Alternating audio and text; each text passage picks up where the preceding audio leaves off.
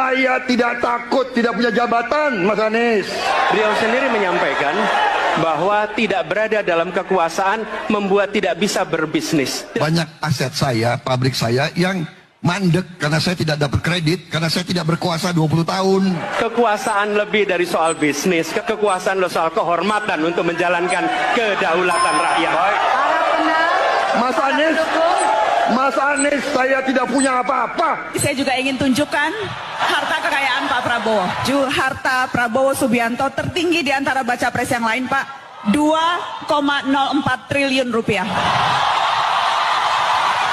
Kita ini bukan anak kecil, Mas Anies. Ya. Anda juga paham, ya. Sudahlah, ya.